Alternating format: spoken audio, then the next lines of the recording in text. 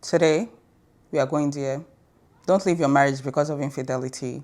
After all men cheat. We've all had it before. Whether from an auntie, a well-meaning friend, or even your own mother. But let's talk. Let's unearth the author behind this narrative.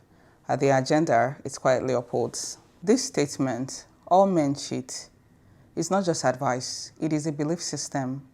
And it is rooted in patriarchy, survivalism, and in many cases, trauma that has been inherited and repackaged as wisdom.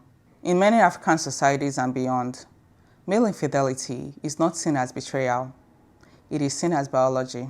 It's just being a man, and she's expected to manage it, forgive it, pray through it, silence herself for the sake of the home and the children, and the respectability politics of being called a good wife. But is staying in a chronically unfaithful marriage strength, or is it submission to a generational stronghold? But let's be honest, people that say don't leave because he cheated are not talking about grace. They're talking about fear. Fear of starting over, fear of being alone, fear of shame, fear of discovering that the next man might be the same. But should fear be your spiritual compass? When we elevate the idea of all men cheat to the level of unquestionable truths, what we are really doing is building altars of male ego and sacrificing female dignity at its feet.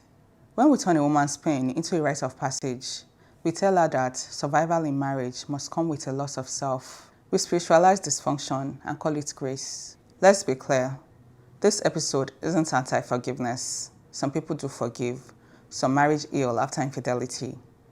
But forgiveness is not the same as permission. It's not the same as saying it is now acceptable behavior. And let's stop glamorizing suffering as proof of spiritual maturity. There is no crown in being a martyr to someone else's lack of discipline. If you choose to stay, let it be your choice, not your chains. And if you choose to leave, let no one guilt you with the phrase, all men cheat. Because not all men cheat. That belief is lazy. It excuses broken boundaries and burdens women with the emotional label of keeping broken homes together. Let's talk about agendas, because every altar has one. This statement isn't neutral. It serves a system. It protects patriarchy and silences the wounded. It sustains the illusion that masculinity isn't compatible with self-control, and it keeps women performing endurance when what they need is protection. We must ask, who benefits from this belief? And what do we lose every time we uphold it? As we close, I want to remind someone, you are not less spiritual because she left. You are not less worthy because she sets boundaries. And you're not a failure because you refuse to worship at the altar of endurance. Yes, marriage is sacred, but so is your peace, your worth, and your voice. Thank you for joining me on Altars and Agendas today. Until next time, may we break what breaks us and build what frees us.